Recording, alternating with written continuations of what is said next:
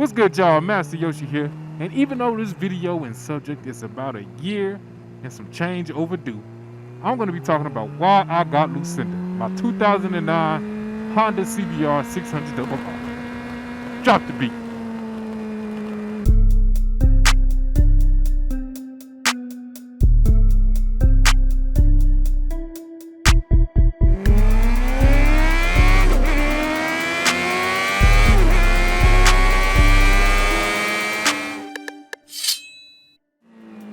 Man, that hill was steep as hell, wasn't it?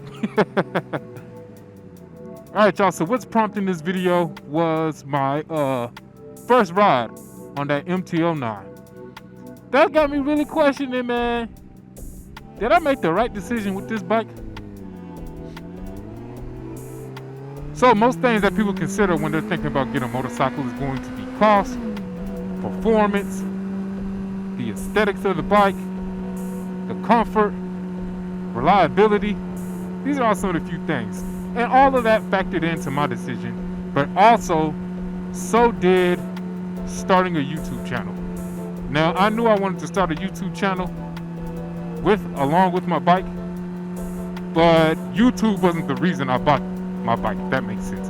I already knew I wanted to ride. I knew that. But I was like, hey, man, I might as well try to start a YouTube channel along with it. So I felt like going to Super Sport was the way to go because I felt like these are extremely popular on YouTube. But at the same time, a Super Sport is something that I've always wanted, you know. I've talked to y'all about Biker Boys a couple times. I'm going to do a whole video dedicated to that movie. But that definitely influenced me in wanting one of these.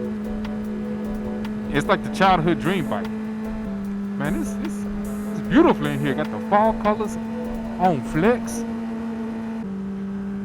Man, it is nice in here. I hope it don't get too dark. Yeah, it's probably gonna get too dark with this ND filter I got on. Chill. So we gonna get to a place to where it's a little bit more sunny. Alright, y'all, we back. So when it came to all the deciding factors that came into picking this motorcycle, performance was pretty low on my list because I knew I wanted to go with a Japanese bike. And they all perform relatively the same. Now, of course, some are going to be faster on the track than others, but I've had this bike for over a year and I have not been to the track yet, and I knew that. So performance was definitely not very high on my list, but I was very appreciative that the bike I was most drawn to also came with the electronic steering damper. Especially after riding that MT-09, you know, you really feel the benefits of it. Now, I may be wrong, so any of y'all mechanics or more or people who are more educated on bikes, the dampener, it works by kind of stiffening your handlebars. So the faster you're going, the more force it'll take to turn your handlebars, making your bike more stable. And that on that MT-09, when I would rev match, say I was doing like 40 miles per hour, when I was rev matching, I would notice that I was actually kind of turning the handlebar. That doesn't really happen on my bike. But anyway, so that's about the only performance thing that I was really concerned about, was whether the bike had a dampener or not, or a steering stabilizer.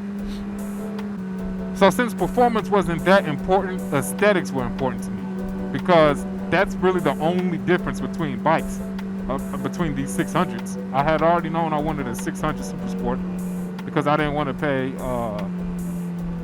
I didn't want to get in 1000 because my dream bike is a 1000, the CBR600RR.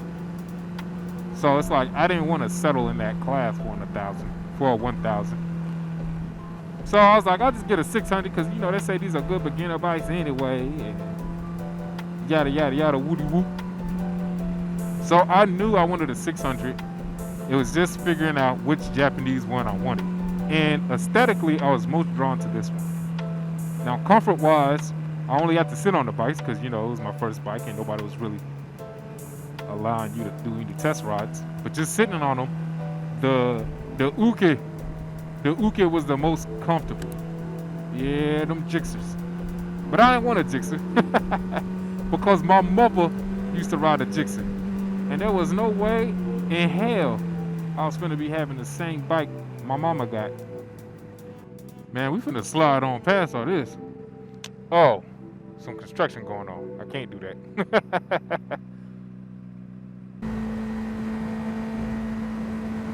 Man, we ain't never gonna get where we going. God damn. Hey, y'all. Well, I'm trying to get back to where I want to vlog at. Song of the day. I'm gonna let y'all know right quick. Your boy's a Gucci Mane fan.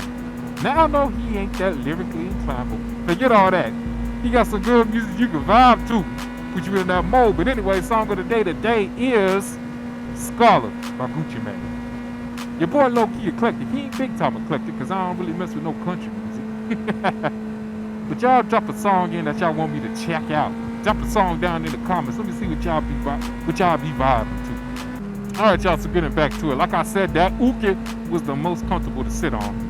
But there was no way in hell my ego was gonna let me get the same bike my mother got. I don't know if it was ego or what.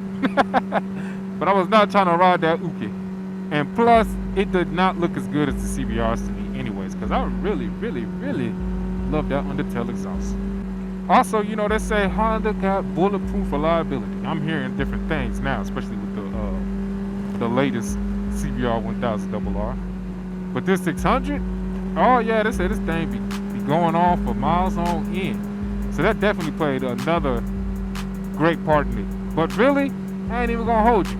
Aesthetics was the number one thing that sold me on getting the CBR600RR. It was aesthetics, and it was also feeling like it would be great for a YouTube channel. Shoot, I may be wrong. You know, it took me forever to get to 1,000, but I'm appreciative that we here. And look at this type of living out. Chill, that country living. We got some light now. Damn, might be too much light. But yes. So after riding that MT-09, I realized how uncomfortable this 600 is. Ooh, it sounds good getting them RPMs up, huh? That's Yoshi used to keep them RPMs pretty low.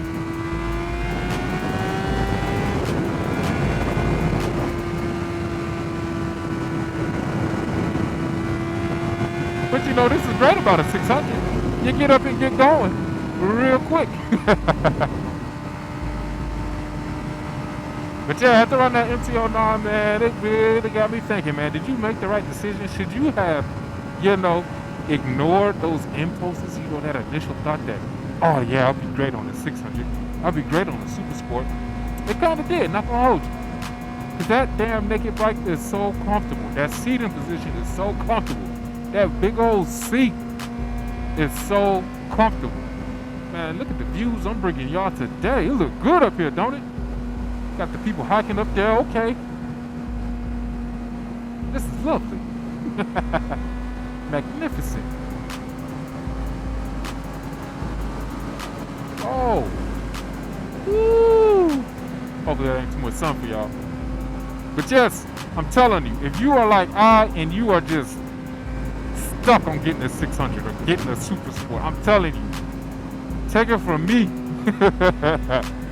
Really think about it first. Because if you ride anything like me, you really do not need one of these. You don't even want one of these on the streets. You don't need all this.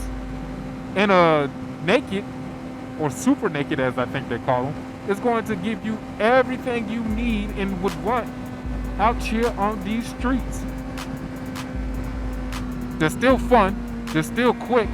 They might not be as fast in the top end, but you'll rarely be up in the top end anyway. So those are perfectly fine. And the comfort, oh my goodness gracious. I took a 500-mile road trip on this thing once, and let me tell you, my butt cheeks was, you know, they wasn't digging that. They weren't happy that I decided to do that. But on a naked, oh, I feel like you could just ride for hours on end with no regrets. But for real, depending on your, on what's important to you, on how you prioritize comfort, really think about it before you pull the trigger on one of these.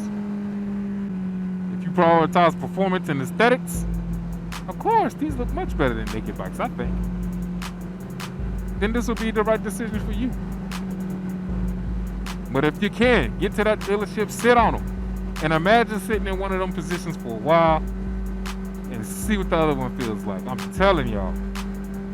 Now, if I could only have one bike, let me get y'all about the sun. My apologies. Somebody posed the question, if I could only have one bike, what would it be between this, Lucinda, and that MT-09? Without a doubt, if I knew I could only have one motorcycle, I would definitely, without hesitation, kiss Lucinda goodbye, because I'm telling y'all, that comfort, woo, makes all the difference. And that thing was so fun. But when I first bought this bike, I knew this would not be my only motorcycle. I knew I would eventually get another one. So a Super Naked is high up on my list for my next bike. I was going to get a Cruiser next, but hey, after riding that Harley, if y'all haven't seen that video, I'll have it linked here. I've now ridden a MT-09, and I've also ridden a full-out touring bike, a bagger. That Super Naked, man, the performance that you get, it's like the best of both worlds. You get something that's extremely comfortable, and you get something that performs well. So if I could only choose one bike to own, it would be a Super Naked. Not necessarily the MT-09, because I do love the way that CB1000R looks. But yes, this would definitely not be on my list. And this motherfucker need to be shot. God damn. Got the way. My bad. I get a little bit frustrated. But yeah, if y'all value Master Yoshi's opinion, I'm telling you, man, before you pull the trigger on a Super Sport, look at some Super Nakeds, because that comfort, your butt cheeks and your back will thank you. But that's all I got for y'all, man. Thank y'all for tuning in. Drop down below what kind of song y'all want me to check out. Let me know if you listen to Gucci Mane Scholar. And other than that, I ain't got nothing else for y'all, man. Y'all stay blessed. Don't be too stressed. Master Yoshi out. Peace.